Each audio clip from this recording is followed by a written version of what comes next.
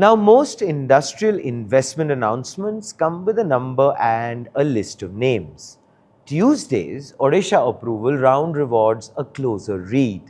23 projects, ladies and gentlemen, 4,573.87 crore rupees, 22,873 jobs across 11 districts.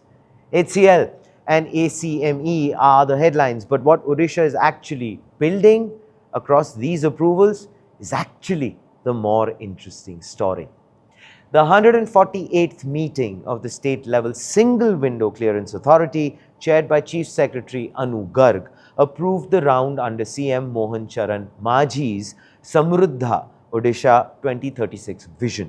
HCL Technologies gets the biggest headline, 730 crore rupees for a global development center in Khorda. 6,000 jobs, adding to Odisha's case as an IT destination beyond the traditional southern hubs. ACME Clean Tech Solutions gets the second, which is 778 crore rupees for an alkaline electrolyzer manufacturing unit in Ganjam, up to 3 gigawatts annual production capacity across 2 phases, directly feeding India's green hydrogen ambitions. Fabulous. The announcement, of course, that deserves more attention that it is getting is actually GGB Battery India's 202.5 crore rupees zinc anode battery manufacturing unit in Cuttack. Zinc anode technology does not use lithium. It is a safer, cheaper alternative using materials India has considerably more domestic access to than the lithium China currently dominates. So, in a round explicitly targeting India's energy storage gap, approving a non-lithium battery chemistry is actually a deliberate strategic signal, not so much a coincidence. Now, for textile and garment units, SAPL Industries at 254 crore rupees, creating 4,570 jobs. Then we have SPL Industries at 50 crore rupees, creating 3,000.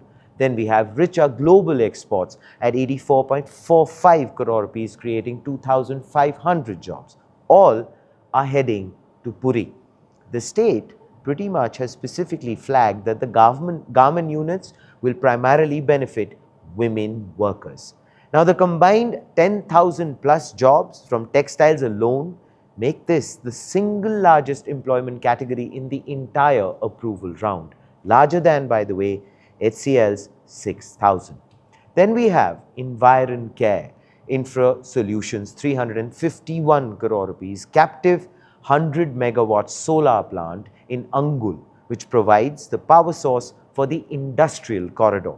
A 300-bed multi-speciality hospital approved for Cuttack from Dion Riverside Township adds healthcare capacity to a region scaling its industrial base. Now, basically, let me count down or list down the 11 districts: Angul, Bolangir, Cuttack, Ganjam, Jajpur, Kyonjhar, Khorda, Mayurbhanj, Neopada, Puri and Sundargarh. The approvals, as you can see and observe, are deliberately done across 11 districts to avoid concentration in the state's established industrial zones. And here, of course, comes the front page take. Now, unlike previous rounds dominated by heavy industries, the projects cleared were from sunrise sectors: IT services, renewable energy equipment, battery manufacturing and biotechnology, alongside labor-intensive garments and textiles. That, I feel, is like the business standard line that every other outlet printed and none of them followed.